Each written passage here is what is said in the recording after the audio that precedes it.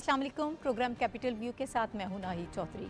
नाज़रीन, आज के दिन सरवर कायनात हज़रत मोहम्मद मुस्तफ़ा सल्लल्लाहु अलैहि वसल्लम की वलादत बासआदत के हवाले से दुनिया भर के मुसलमान खुशियाँ मना रहे हैं और पाकिस्तान में आशिकान रसूल सल्लल्लाहु अलैहि वसल्लम ने हर जगह करिया करिया, शहरों शहरों, गलियों गलियों और अपने घरों में चिरागां किया है, रोशनियाँ की हैं, महफिल मिलाद का इनकाद हो रहा है। और पाकिस्तान एक ऐसी खुशकिस्मत रियासत है कि जहाँ पर सरकारी सतह पर भी ये तमाम तकारीब जो हैं उनका एहतमाम किया जाता है, उनका इनकाद किया जाता है। इस सिलसिले में सीरतुन नबी कॉन्फ्रेंस सल्लल्लाहु अलैहि वसल्लम एक ऐसा सिलसिला है, एक ऐसी तकरीब है जो तकरीबन अब एक रिवायत बन चुकी है, एक मुस्तकिल सिलसिला बन चुका है। और आज की सबसे जो अहम तकरीब है उसमें वज़ीर-ए-आज़म शहबाज शरीफ साहब मौजूद थे। उन्होंने शिरकत की, अपनी मोहब्बत व अक़ीदत का इजहार किया और सीरतुन नबी सल्लल्लाहु अलैहि वसल्लम के मुख्तलिफ़ पहलू उजागर करने के साथ साथ इस पर अमल करने की तलकीन भी की। उसके अलावा नायब वज़ीर-ए-आज़म, सदर पाकिस्तान और सेनेट के चेयरमैन, कौमी असम्बली के चेयरमैन, तमाम अहम सियासी और मजहबी शख्सियात ने इसी किस्म के मुख्तलिफ़ तकारीब में शिरकत की और अपनी मोहब्बत का, अपनी अक़ीदत का इजहार किया। आज के दिन स्कूल्स में, यूनिवर्सिटीज़ में, इदारों में हमारे नौजवान जो हैं वो भरपूर शिरकत करते हैं और सीरतुन नबी सल्लल्लाहु अलैहि वसल्लम के हवाले से गुफ्तगू होती है, तकारीर होती हैं, मुख्तलिफ़ तकारीब का एहतमाम किया जाता है ताकि आने वाली जो हमारी नौजवान नस्ल है उनको हम रुशनास करा सकें हुज़ूर पाक सल्लल्लाहु अलैहि वसल्लम की तालीमात से। आज हम भी अपने प्रोग्राम में सआदत हासिल करेंगे कि सीरतुन नबी सल्लल्लाहु अलैहि वसल्लम के मुख्तलिफ़ पहलू उजागर करें, उस पर बात करें। और आज के दौर से जब हम रिलेट करते हैं तो बहुत सारी चीज़ें क्लियर हो जाती हैं कि कहाँ हम नाकामी का शिकार हैं, तो उसकी वजूहात क्या हैं, हम सीरतुन नबी सल्लल्लाहु अलैहि वसल्लम के उन पहलुओं पर क्यों अमल दरामद नहीं कर रहे हैं जिनकी वजह से हमें नाकामी होती है। और सीखने के लिए बहुत कुछ मौजूद है। 1400 साल पहले ही हमें एक जो ज़ाब्ता हयात दिया गया और इसके अलावा हुज़ूर पाक सल्लल्लाहु अलैहि वसल्लम की ज़िंदगी से जो हमें तालीमात मिलती हैं उससे हमें बिल्कुल एक रोशन मिसाल मिलती है कि हमने अपनी ज़िंदगी किस तरह से गुजारनी है। इसी पर हम आज गुफ्तगू की सआदत हासिल करेंगे। प्रोग्राम के पहले हिस्से में जो इस वक्त मेरे साथ पैनलिस्ट मौजूद हैं उनका मैं इंट्रोडक्शन आपसे करा देती हूँ। हमें ज्वाइन कर रहे हैं रशीद साफ़ी साहब, शहनीला अमार साहिबा, डॉक्टर फ़ारूक आदिल साहब और लाहौर स्टूडियो से आगा इकरार हारून साहब इस वक्त हमें ज्वाइन कर रहे हैं। आप सबका बहुत शुक्रिया। साफ़ी साहब, मैं आपकी तरफ आती हूँ। हुज़ूर पाक सल्लल्लाहु अलैहि वसल्लम की ज़िंदगी के मुख्तलिफ़ पहलू हैं, मतलब उनको आप गुफ्तगू में समो नहीं सकते हैं। इतना ये तवील गुफ्तगू हो सकती है, इस पर इतनी बहस हो सकती है, लेकिन कुछ चीदा निकात ऐसे हैं जिन पर मैं चाहूँगी कि हम आज के दौर से उनको रिलेट करें, उस पर बात करें। हुज़ूर पाक सल्लल्लाहु अलैहि वसल्लम ने माशरती इंसाफ के जो ज़री उसूल मुरतब किए, जो हमें दिए, पाकिस्तान में जब हम बात करते हैं तो इस वक्त माशरती अदलो इंसाफ को फ़रोग़ देने के लिए उन उसूलों से हम किस हद तक इस्तिफ़ादा कर रहे हैं, अगर हम नहीं कर रहे तो फिर किस तरह से कर सकते हैं ताकि इस माशरे में भी जो इंसाफ है, अदलो इंसाफ जैसी अहम जो रिवायात हैं जिनके बगैर कोई माशरा नहीं चल सकता, उसको हम तरवीज दे पाएँ। बिस्मिल्लाहिर्रहमानिर्रहीम। अल्लाहुम्मा सल्ली अला मुहम्मदिन व अला आलि मुहम्मदिन कमा सल्लैता अला इब्राहीम व अला आलि इब्राहीम इन्नका हमीदुम मजीद। नाहिद, मुझ जैसे कामिल इंसान से आप इस मुश्किल मौजू पे आपने सवाल किया और मुझे ये सआदत हासिल हो रही है कि इस बाबरकत दिन के हवाले से आज हम खुसूसी प्रोग्राम कर रहे हैं। आपका जो सवाल है वो भी सादा नहीं है, वो भी उसका जवाब जो है गोचे हर मुसलमान को पता होना चाहिए, लेकिन बदकिस्मती से हम उस जवाब को जानते हुए भी अमली इक़दामात करने से या उन पर मुकम्मल तौर पर अमल पैरा होना तो क्या उसके करीब भी नहीं है। आपने हुज़ूर सल्लल्लाहु अलैहि वसल्लम की ज़िंदगी में या उनके उसवे हसना में जो माशरती अदल और इंसाफ की बात की है, काश उसके करीब भी हम होते तो हमारा ये माशरा जो है आज گل و گلزار ہوتا. یہی ہماری پسماندگی، ہماری جو معاشرتی تنزلی ہے، ہماری جو ملی جو ہمارے مسائل ہے، جو ہماری قومی مسائل ہے، شاید یہی بنیادی وجہ ہے کہ ہم نے حضور صلی اللہ علیہ وسلم کے زندگی کا ایک جو اہم حصہ جو انہوں نے اپنے اسوہ کا، جو ان کا ایک شاندار نمونہ ہے عدل و انصاف کے حوالے سے اور معاشرتی عدل و انصاف جو انہوں نے اس زمانے میں قائم کیا تھا جب عرب کا معاشرہ جو تھا اس کو جاہل سمجھا جاتا تھا اور واقعی جہالت عروج پی تھی حضور صلی اللہ علیہ وسلم کے آمد سے پہلے. اور اس معاشرے میں عدل و انصاف قائم کرنا، ان لوگوں کو عدل و انصاف کی اہمیت کو سمجھانا، اور پھر پہلے اپنی زندگی میں عدل و انصاف اور مساوات کو عملی طور پر لانا، اور پھر لوگوں کو ترغیب دے کر اس معاشرے کو عدل و انصاف پہ قائم کرنا. یہ اسلامی تاریخ تو کیا، دنیا کی تاریخ کا ایک بہت بڑا واقعہ ہے. اور آپ نے بالکل اچھا سوال چنا ہے آج کے دن کے مناسبت سے کہ جس معاشرے میں عدل و انصاف اور معاشرتی مساوات قائم ہو جائے تو اس کے بعد وہاں پہ کوئی مسئلہ باقی رہتا ہی نہیں ہے. معاشرتی تنزلی وہاں سے شروعات اس کی ہوتی ہے جس معاشرے میں عدل نہ ہو، جس معاشرے میں مساوات نہ ہو، جس معاشرے میں انصاف نہ ہو. ہم بدقسمتی سے اس دور میں ہیں جہاں پہ شکایات موجود ہے کہ ہماری چاہے جو یہاں پہ معاشرتی سطح پہ اگر ہم دیکھیں ہم ایک دوسرے کے ساتھ مساوات کا رویہ اختیار نہیں کرتے، پھر ادارہ جاتی طور پہ بھی عوام کو ان اداروں سے شکایات ہے کہ ان کی طرف سے ان کا ساتھ مساوات کا اظہار نہیں کیا جاتا. اور پھر اگر ہم مملکت کی سطح پہ دیکھیں تو مملکت کو پھر ہم عوام سے بھی شکایات ہے کہ ہم مملکت کے ساتھ مساوات اور انصاف کا اظہار ہماری طرف سے بھی نہیں ہو رہا. تو یہ جو آپ نے کہا ہے یہ انتہائی اہمیت کا حامل ایک نقطہ ہے. اگر ہمارے حکمران، اگر ہماری ریاست، اور سب سے بڑھ کر اگر ہم عوام اور مسلمان اپنی زندگی میں حضور صلی اللہ علیہ وآلہ وسلم کے تو ہم خاک پا کے برابر بھی نہیں، لیکن اگر اس اسوہ کے اس ایک نقطے کے کچھ حصے بھی اپنی زندگیوں میں لانے میں کامیاب ہوئے اور عدل اور انصاف اور مساوات کا رستہ ہم نے اختیار کیا تو یقین جانے پاکستان تو کیا یہ پوری امت مسلمہ جو ہے وہ دنیا کی ایک عظیم قوت اور ایک عظیم قوم بن سکتی ہے، ایک امت بن سکتی ہے. ہم اللہ تعالیٰ کا لاکھ شکر ہے کہ ہم مسلمان ہیں اور ہمیں اپنے مسلمان ہونے پہ فخر ہے، لیکن مسلمان ہونے کے لیے سب سے پہلی شرط یہ ہے کہ ہم نے معاشرتی اور انسانی مساوات اور انصاف کا رستہ اختیار کرنا ہے. تو آپ کا سوال بالکل درست ہے کہ ہمیں اس وقت اشد ضرورت ہے کہ حضور صلی اللہ علیہ وسلم کی اسوہ کے اس بہترین نمونے کو اپنی زندگیوں میں عملی طور پر نافذ کرنے کی کوشش شروع کریں. ٹھیک شنیلا، بہت سارے اہم پہلو ہیں جس پر ہمیں گفتگو کرنی ہے، لیکن بطور ایک خاتون آپ خواتین کے حوالے سے زیادہ بہتر طریقے سے ہمیں بتا سکتی ہیں. عرب وہ دور تھا جب بچیوں کو زندہ دفن کر دیا جاتا تھا، کوئی ان کی اہمیت نہیں تھی، لیکن حضور پاک صلی اللہ علیہ وسلم نے جو روشن مثال قائم کی، عورت کو جو مقام دلایا، چاہے وہ بیٹی ہو، بیوی ہو، بہن ہو، کسی بھی رشتے میں وہ ہو موجود، اس کو جو اہمیت، جو تکریم، جو عزت عطا کی گئی اس دور میں، اور خاص طور پر عورت کو خود مختار بنایا گیا. حضرت خدیجہ رضی اللہ تعالیٰ عنہ کی مثال ہمارے سامنے ہے کہ وہ بزنس کرتی تھیں، خواتین کو بالکل پیچھے نہیں چھوڑا گیا، ان کو مردوں کے شانہ بشانہ ساتھ لے کر چلا گیا. جنگوں میں بھی ہم نے دیکھا کہ خواتین نے بڑا اہم کردار ادا کیا. میں چاہوں گی کہ ذرا اس پہلو پر بات کیجیے گا کہ آج ہم خواتین کو جس طرح سے ڈیل کر رہے ہیں ہمارے معاشرے سے کس طرح سے ریلیٹ کرتی ہیں آپ؟ شکریہ نائد. دیکھیں نائد، آج کا جو دن ہے ہمارے لیے بڑی خوشی کا دن ہے، کیونکہ آج وہ ہستی اس دنیا میں آئی کہ جو سراپا رحمت للعالمین ہے، اور ہمارے ایمان کا حصہ ہے. جب تک ہم ان پہ ایمان نہیں لے کے ہماری زندگی مکمل نہیں ہوتی ہے. اور آپ صلی اللہ علیہ وسلم کا جو پیغام تھا، میں خواتین کی بھی بات کرتی ہوں، لیکن جو ان کا پیغام تھا اور جو وہ چاہتے تھے کہ دنیا میں ہو، یہ میرے فادر ان لا کا ایک شعر ہے، میں یہ پڑھنا چاہوں گی.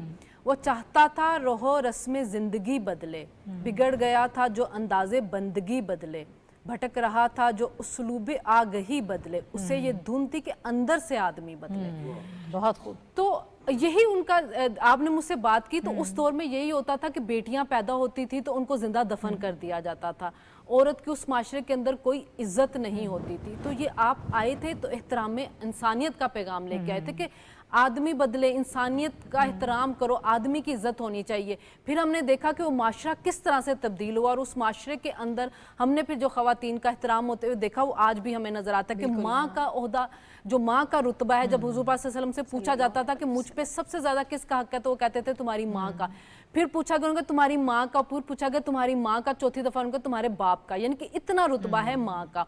वो अपनी जो माँ थी, मुँह बोली माँ थी, जिन्होंने उनको दूध पिलाया था, जब वो भी आती थी तो वो उनके लिए खड़े हो जाते थे। उनकी जब बेटी आती थी वो अपनी बेटी के लिए खड़े होके मतलब सरापा रहमत थे अपनी बेटी के लिए। फिर हमने ये देखा कि उन्होंने ये सारे असूल ख़त्म किए। देखें, बड़ी उम्र की औरत से हमने शादी करनी है, छोटी उम्र की, हमने बड़े, हमारे माशरे के अंदर बहुत से ऐसे बने हुए हैं। उन्होंने ये सारे असूल जो थे उन पे बताया कि सब कुछ नहीं है, आपने इंसानियत देखनी है, आपने लोगों का अखलाक देखना है, ये नहीं देखना कौन आपसे बड़ा है कौन आपसे छोटा है। वो हज़रत खदीजा रज़ी अल्लाह तआला अन्हा बिजनेस करती थी। आज जब कहा जाता है कि हम देखते हैं कि जब शरीयत का नाम लिया जाए तो कहते हैं जी औरतों को आप घर के अंदर बिठा दें, और वो इतनी खुदमुख्तार थी, उन्होंने खुद निकाह का पैगाम भेजा। हमारे हम आज इस माशरे के अंदर भी नाहिद ये बहुत सी ऐसी खवातीन होंगी जो चाहेंगे कि हम अपनी मर्जी कर सके, लेकिन हम उन पर इतनी कदगने लगा देते हैं, जबकि हमारे हुजूर पाक सल्लल्लाहु अलैहि वसल्लम की सीरत से हमें ये पैगाम मिलता है कि औरत की मर्जी हर चीज़ में होनी चाहिए। उसकी शादी करते वक्त,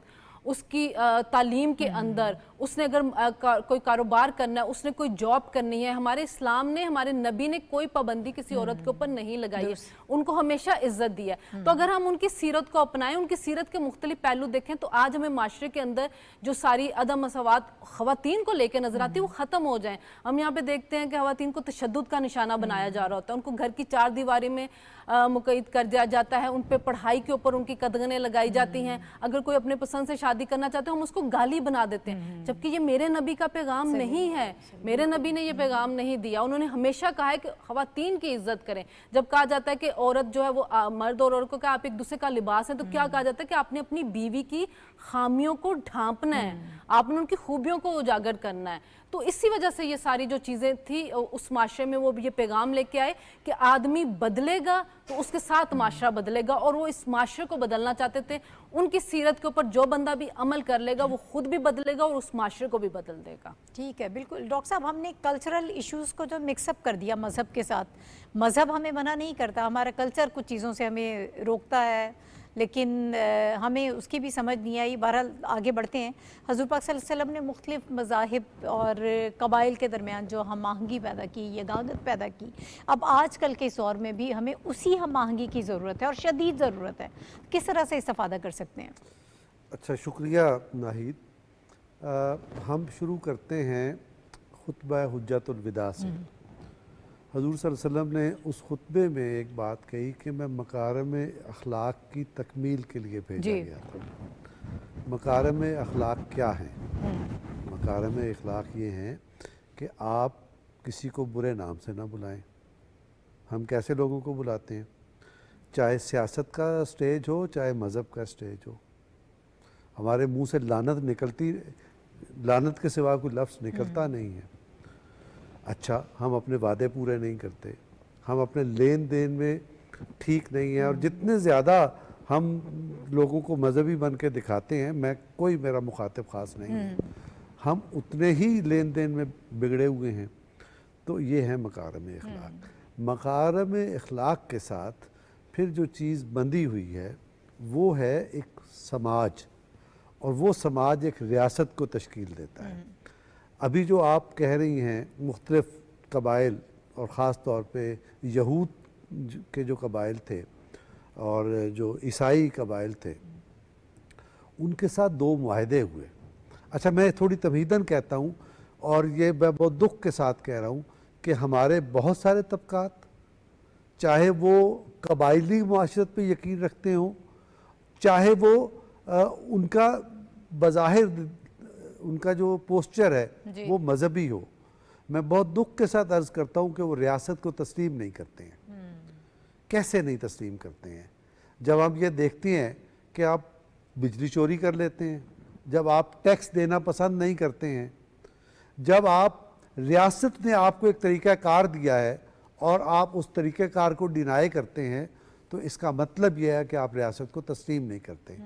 अब आप ये देखिए कि हमारे दीन ने या हुज़ूर सल्लल्लाहु अलैहि वसल्लम की सीरत में हमें क्या तालीम दी गई। जो सबसे ज़्यादा जिस मिसाक मदीना का जिक्र किया जाता है, सबसे ज़्यादा जिक्र किया जाता है, उसमें यहूदियों को और मुसलमानों को एक कौम डिक्लेयर किया गया है। और जो अरबी में लफ्ज़ है, मैं वो यहाँ अर्ज़ नहीं कर रहा इसलिए कि फसाद का ख़तरा है, तो आप ये समझें कि इन दोनों को एक कौम डिक्लेयर किया गया है। अगर वो एक कौम है तो इसका मतलब क्या है कि मदीना एक रियासत है। बिल्कुल इसी तरह से इसी ज़माने में करीब के ईसाइयों के साथ एक मुआहदा किया गया, वो मिसाक मदीना से ज़्यादा कॉम्प्रिहेंसिव है। उसमें उनके हकूक़, इर्द गिर्द के लोगों के हकूक़, उनके साथ वादे वईद, उनके साथ रहन सहन, वो सारा डिस्कस किया गया है। मसलन अभी मैं, आपको मालूम है, फैसलाबाद में गया हुआ था, तो हम एक रास्ते में जा रहे थे किसी अयादत करने के लिए हॉस्पिटल, तो एक साहब ट्रैफिक सिग्नल तोड़कर गलत रास्ते से आ रहा था, और वो साहब, उनकी वजह कता अगर मैं बयान कर दूं तो आपके लिए भी मुश्किल खड़ी हो जाए, मेरे लिए भी मुश्किल खड़ी हो जाए। तो आप जब एक वजह कता इख्तियार करते हैं तो सबसे पहले कानून को तोड़ देते हैं, फिर आप रियासत को डिनाई करते हैं। तो आप अगर मकारम अखलाक को पूरा करने के लिए आए थे, तो ये सभी तो अखलाक है। जब आप किसी दूसरे को उसका हक देते हैं, एक अल्लाह का हक है और एक उसके बंदों का हक है, तो जब आप बंदों का हक देते हैं, आप सड़क नहीं बंद करते, आप ये जो फैज़ाबाद का पुल है इसको बंद नहीं करते, तो दरअसल आप अल्लाह ताला और उसके नबी के हुक्म के मुताबिक बंदों को उनका हक देते हैं। अगर आप उसकी डिनाई करते हैं तो आप उनके हुक्म को भी डिनाई कर रहे हैं, आप रियासत को भी डिनाई कर रहे हैं। रियासत क्या है? जो मिसाक मदीना से वजूद में आई, जो ईसाइयों के साथ मुआहदे के साथ वजूद में आई, तो हम इसको डिनाई कर रहे हैं और हमारा प्रॉब्लम यही है। अच्छा, अब आप ये देखें, अब आपने सोशल मीडिया पे, हम सब हैं सोशल मीडिया पे, मैंने अभी पोस्ट पढ़ी और सैकड़ों हज़ारों लोगों ने उसे तायद की, उसको लाइक किया कि हमारी तरक्की ये है कि हम माजी में चले जाएं, और गैरों की तरक्की ये है या गैर मुस्लिम की तरक्की ये है कि वो तरक्की पर तरक्की करता चला जाए और जदीद तरीन सहूलतें हासिल कर ली जाए। ये वो बहस है जो 1857 की जंग आज़ादी के साथ बरे सगीर में शुरू हुई, बरे सगीर की मुसलमान माशरत में। दो तबकात पैदा हुए, एक सर सैयद का तबका था जिसने आपके हाथ में जदीद तालीम दे दी, किताब दे दी, और एक मौलाना शिबली नोमानी थे जो ये कहते थे कि ये जो जदीद रोशनी है ये हमें अपने मज़हब से दूर कर देगी, तो हमारी तरक्की ये है कि हम पीछे चले जाएं, सदियों पीछे चले जाएं, ये हमारी तरक्की है। इसमें ये एक तसादुम था जिसके असरात हमें आज भी दिखाई देते हैं। तो इस तसादुम में इकबाल आए और इकबाल ने ये कहा कि अच्छा, मुझे ये जवाब दें कि बिल्कुल ठीक है, सहाबा के अहद में ज़िंदगी गुजारना ज़हनी तौर पर, नफ्सियाती तौर पर बहुत अच्छी बात है, सादत की बात है, लेकिन ये बताएं कि जो दौरे जदीद के चैलेंज हैं उनका जवाब क्या होगा। उनके पास जवाब नहीं था इस नुक्ता नज़र रखने वाला। तो उन्होंने एक हदीस पेश की हुज़ूर सल्लल्लाहु अलैहि वसल्लम की। हदीस ये है कि हिकमत मोहम्मद की गुमशुदा मीरास है, जहाँ से मिले ले लो। ये वो फिलॉसफी थी इकबाल की, जिसको एक स्कॉलर है वेस्ट का, उसने कहा ये इस्लाम की दरियाफ्त नौ थी, ये इकबाल ने की। तो आज भी हमें इसी दरियाफ्त नौ की ज़रूरत है, अपनी रियासत को रिकग्नाइज करने की ज़रूरत है, अपने अखलाक को रिकग्नाइज करने की ज़रूरत है। मज़हब बगैर अखलाक के मज़हब नहीं है, वो मज़हब की ज़िद है। तो यही हज़ूर सल्लल्लाहु अलैहि वसल्लम का पैगाम है।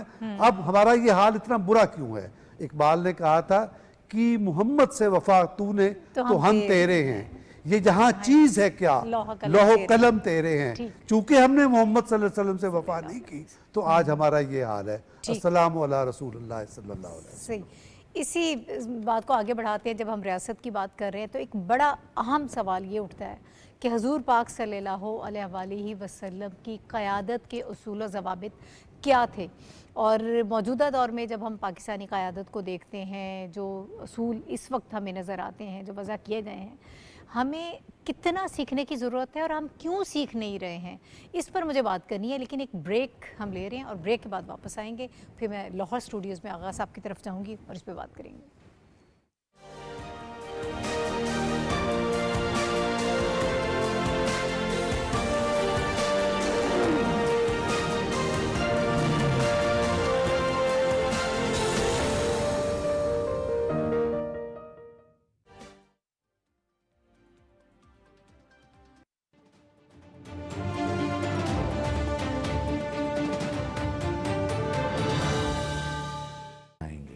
محمد کی محبت دین حق کی شرط اول ہے، اسی میں ہو اگر خامی تو سب کچھ نامکمل ہے۔ جشن عید میلاد النبی صلی اللہ علیہ وآلہ وسلم مبارک۔ حکومت پاکستان۔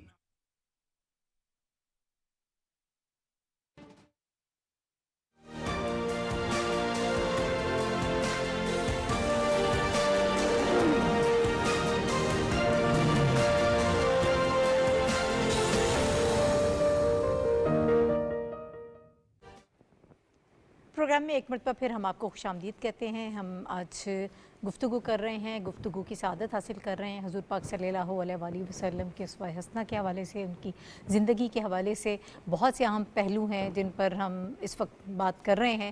اور بریک پر جانے سے پہلے جو ہم نے گفتگو کی تھی کہ جو لیڈرشپ کی کوالٹیز ہوتی ہیں وہ اس کی طرف توجہ دینا بہت ضروری ہے۔ حضور پاک صلی اللہ علیہ وآلہ وسلم کی قیادت کے اصول کیا تھے اور ہمیں ان سے سیکھنے کی ضرورت ہے آج کل کے دور میں۔ آغا صاحب میں آپ کی طرف آؤں گی، میں چاہوں گی کہ اس کو رسپونڈ کیجیے گا۔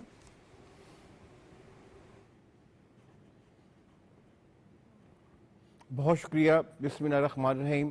لا الہ الا اللہ محمد رسول اللہ صلی اللہ علیہ وسلم۔ دیکھیں، آپ نے جو بات کی ہے تو میں اس کا ویسے تو یہی جواب دوں گا کہ کتھے مہر علی، کتھے تیری سنا، گستاخ اکھیاں کتھے جا لڑیاں۔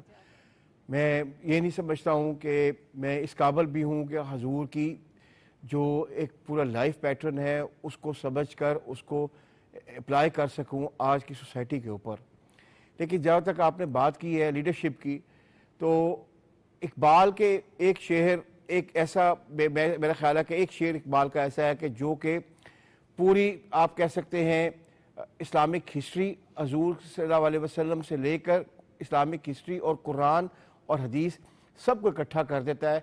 وہ کوالٹیز ہیں جو کہ ہماری یعنی کہ ایک مسلم ریاست کے لیڈرشپ کے پاس ہونی چاہیے۔ وہ یہی ہے، قاری و غفاری و قدسی و جبروت، یہ چار عناصر ہو تو بنتا ہے مسلمان۔ تو یہ چار عناصر ہم نے دیکھنا ہے کہ ہماری لیڈرشپ میں ہیں کہ نہیں ہیں۔ ہم پاکستان کی بات نہیں کر رہا، میں اوور آل بات کر رہا ہوں۔ جہاں تک بات یہ ہے کہ ہمیں کہاں سے انسپریشن ملتی ہے، تو اس میں میں بالکل وہی بات کروں گا جو کہ ڈاکٹر صاحب نے پہلے کہی ہے کہ جو آخری خطبہ ہے وہ ایک کمپلیٹ کوڈ آف کنڈکٹ ہے تمام مسلمانوں کے لیے اور ریاستوں کے لیے بھی۔ میرا نہیں خیال ہے کہ اس میں کوئی چیز چھوٹی ہوئی ہے۔ ایک زمانہ تھا، میں اور ڈاکٹر صاحب اس زمانے سے تعلق رکھتے ہیں جو کہ ہم دو معاشروں کے درمیان میں بڑھے ہوئے ہیں، ایک 70 کی دہائی کا معاشرہ سے پہلے کا اور ایک 70 کی دہائی کے بعد کا معاشرہ۔ جو ہمارے یعنی کہ دینیات ہوتی تھیں یا کتابیں ہوتی تھیں، اس میں کوئی ایسی کلاس نہیں تھی جس میں حضور کا خطبہ آخری خطبہ شامل نہ ہو، اور ہمیں خطبہ ازبر یاد کروایا جاتا تھا۔ کیوں؟ تاکہ ہم ان کی پوری زندگی کی جو ایک ان کا جو کوڈ آف کنڈکٹ کے جو انسپریشن پوائنٹس ہیں، پوائنٹرز ہیں، ان کو جان سکیں۔ لیکن اس کے بعد جب 70 کی دہائی کے بعد کا زمانہ آیا اور اس کے بعد میں بھی پڑھاتا رہا ہوں، آپ ہو سکتا ہے ہمارے بہت دوست بھی پڑھاتے ہوں، مجھے تو وہ کتابوں میں چیزیں ملتی نہیں ہیں۔ کہیں اگر سکیچی مل گئی تو مل گئیں، ورنہ نہیں ملتی ہیں۔ اور بلکہ وہ جو خطبہ جو کہ جامع الازہر میں پڑھا ہوا ہے اور جو اب بعد میں یعنی کہ 80 کی دہائی کے آخر میں شامل ہوا ہے، تو کہنے والے تو یہ بھی کہتے ہیں اس میں بھی ڈیفرنس ہے اس کی ٹرانسلیشن میں۔ تو ہمیں کیا چاہیے؟ ہمیں حضور کے خطبے کی طرف جانا چاہیے، ہمیں حضور کی زندگی کی طرف جانا چاہیے، جو کہ ایک کامیاب بزنس مین بھی تھے، ان سے بڑا سپہ سالار کوئی دنیا میں ہوا نہیں. جہاں تک بات ہے مساوات کی تو وہ آپ نے دیکھا کہ وہ یہ انہی کا کہنا ہے کہ فاطمہ میری بیٹی ہونے کے باوجود بھی she is responsible for her conduct. ہمارے مسلمان سلطنتوں کو سب سے زیادہ نقصان تاریخ میں پہنچا ہے وہ نیپوٹزم سے پہنچا ہے. یہ میرا بیٹا ہے, یہ میرا بھائی ہے, یہ میرا بھتیجا ہے, یہ میری بیٹی ہے. تو اگر آپ صرف نیپوٹزم کو نکال دیں معاشرے اپنی زندگی سے تو آپ دیکھیں کہ آپ کتنے صحیح فیصلے کرتے ہیں. اب آ رہا ہوں اس پوائنٹ کی طرف, انصاف, مساوات. مجھے موقع بہت ملا ہے, میں یعنی کہ پڑھاتا بھی رہا ہوں اور باہر بھی رہا ہوں, خاص کر سینٹرل ایشین اسٹیٹ میں. جو مساوات ہوتا ہے نا, جس کو مساوات کہتے ہیں کہ جو ہمارے ہاتھ میں ایک ترازو ہوتا ہے جناب, وہ ترازو پوری زندگی ہوتی ہے. اس میں صرف آپ دانے نہیں اپنا جو ہے وہ ویو کرنی ہوتی ہے, آپ نے انسانوں کو ویو کرنا ہوتا ہے. ہر انسان کو اس کے مطابق آپ نے بیہیو کرنا ہوتا ہے. اور یہ سب چیزیں ہمیں صلی اللہ علیہ وسلم کی زندگی سے ملی. لیکن میں پھر یہ کہوں گا کہ میری آپ کے پروگرامز کی وساطت سے ریکویسٹ ہے کہ پلیز حضور کا جو پہلا خطبہ ہے وہ 5ویں کلاس سے لے کے 10ویں کلاس تک کے ہر کسی ایک کتاب میں ڈال دیں, یعنی کہ معاشرتی علوم میں ڈال دیں, اردو میں ڈال دیں, دینیات میں ڈال دیں. لیکن وہ 5 سال بچوں کو ضرور پڑھنا چاہیے.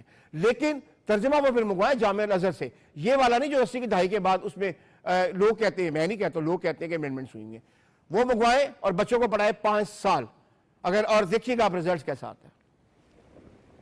ٹھیک ہے, بالکل درست کہا آپ نے. یہ موضوع ایسا ہے اور اتنا وسیع ہے کہ اس پر جتنی گفتگو کی جائے کم ہے, وقت کم پڑ جائے گا, لیکن ہم اس پر بات مکمل نہیں کر پائیں گے. جی ڈاکٹر صاحب کوئکلی میں سر. یہ عرض کرنا چاہتا ہوں, لیڈرشپ کی آپ نے صفات بتائی ہیں. تو لیڈرشپ کی صفات یہ ہیں کہ تم جو بات کرو, چاہے گھر کے اندر کرو, چاہے میدان میں لوگوں کے ساتھ کرو, ایک بات ہوگی.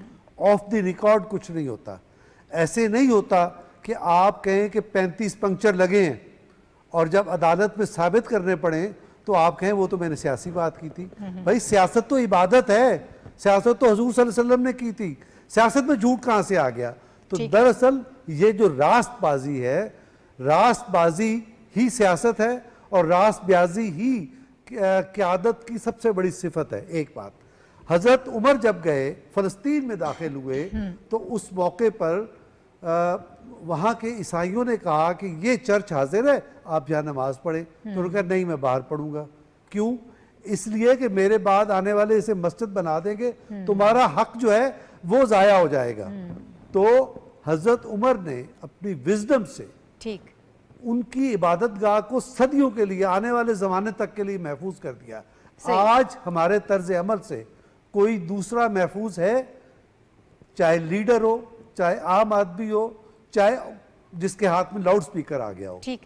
کیا اس سے کوئی اقلیت محفوظ ہے؟ تو یہ ہے صفات لیڈرشپ کی.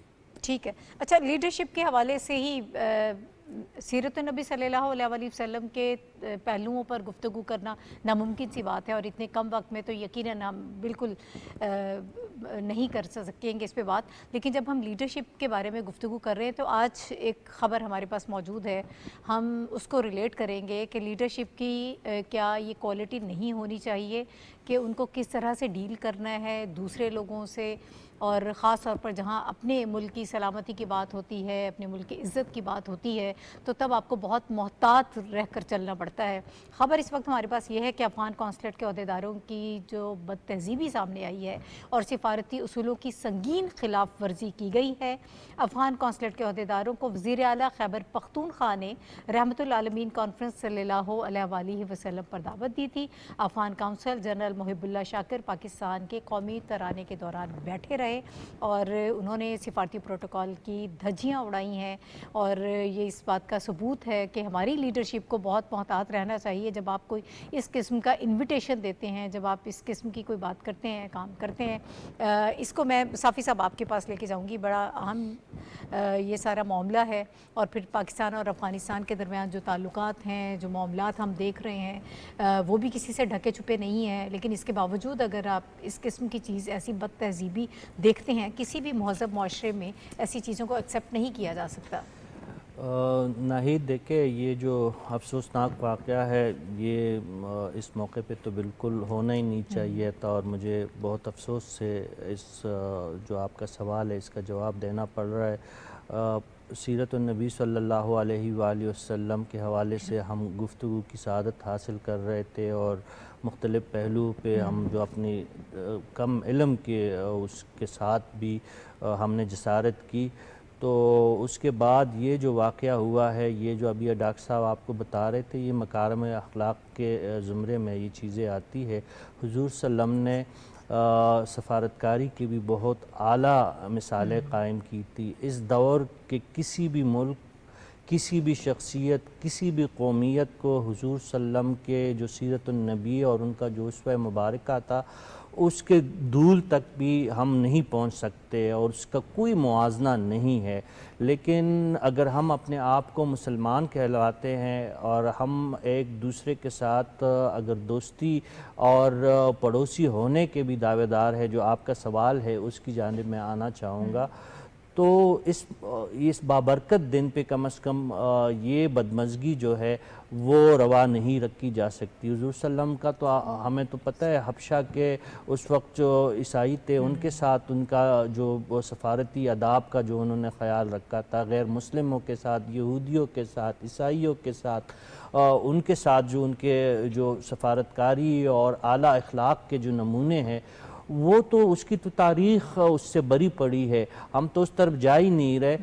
یہ جو موجودہ دور میں ہم اس قسم کی بد تہذیبی جو ہے وہ اپنی کسی براہ راست جو ہمارے دشمن ممالک ہے، یہ جسارت تو کسی انڈین سفارتکار نے بھی نہیں کی، ہم اس طرف تو جاتے ہی نہیں ہیں۔ یہ وہ جو سیرت النبی صلی اللہ علیہ وآلہ وسلم کے حوالے سے ہم گفتگو کر رہے تھے، میرے خیال میں ہم اس کو ایک طرف رکھ دیتے ہیں اور اس پہ مزید جو ہے میری تو کم از کم جسارت نہیں ہے کہ میں اس حوالے سے مزید گفتگو کر سکوں۔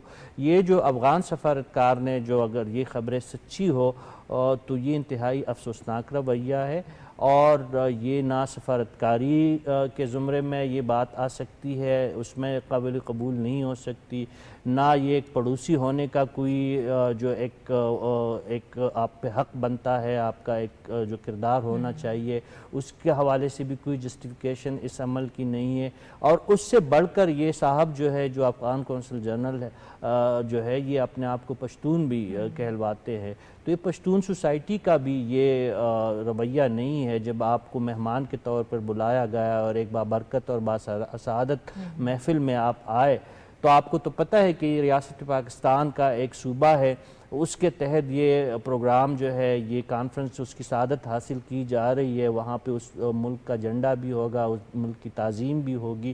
تو اگر آپ کو اتنی زیادہ بیر اور دشمنی تھی تو پھر آپ کو اس تقریب میں آنا ہی نہیں چاہیے تھا۔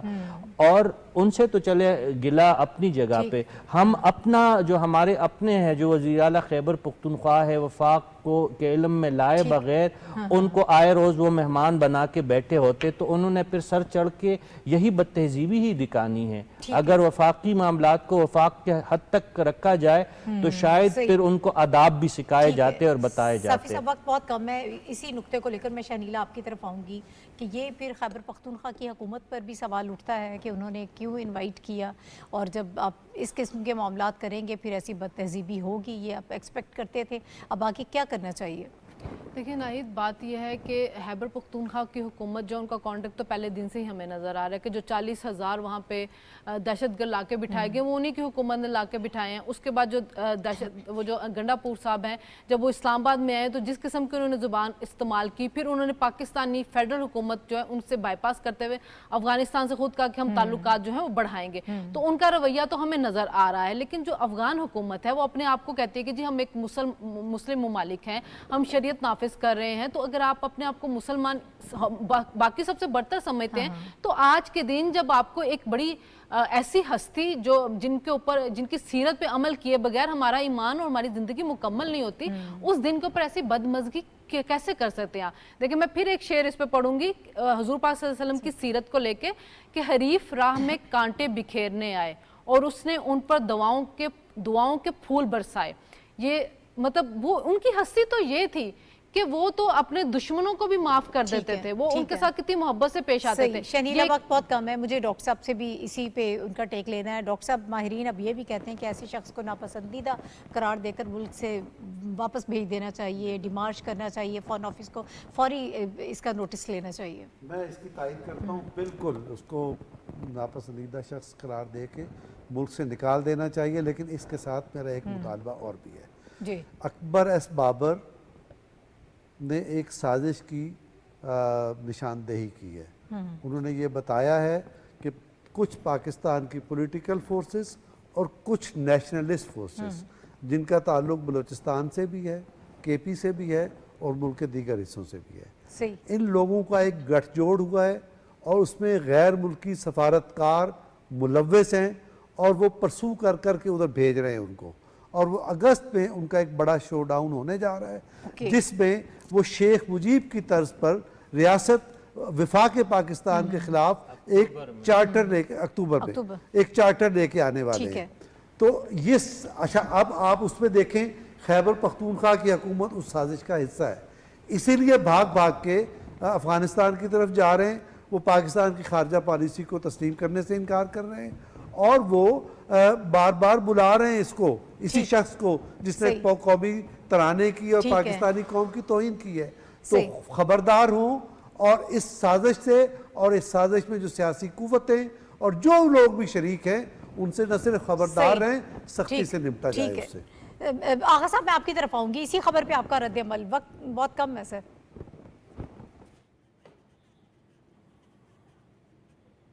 आई नो, देखिए बात यह है कि दुनिया का कोई ऐसा मुल्क नहीं है जिसने अभी तक इंटरिम गवर्नमेंट को रिकग्नाइज किया हो, इंक्लूडिंग पाकिस्तान। हमने भी रिकग्नाइज नहीं किया है।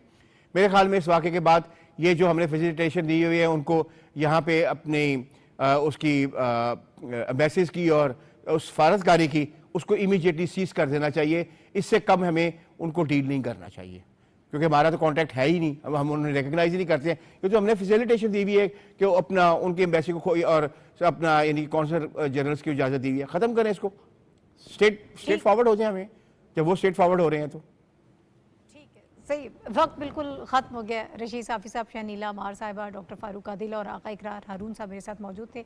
हम सीरत नबी सल्लल्लाहु अलैहि वसल्लम के हवाले से आज प्रोग्राम में गुफ्तगू कर रहे थे। इसके साथ जो इम्पोर्टेंट खबर थी वो भी हमने आपसे शेयर की, उस पर भी बात की। प्रोग्राम का वक्त ख़त्म हो गया है। कल इंशाल्लाह आपसे दोबारा मुलाकात होगी। इजाज़त दीजिए, अल्लाह हाफ़िज़।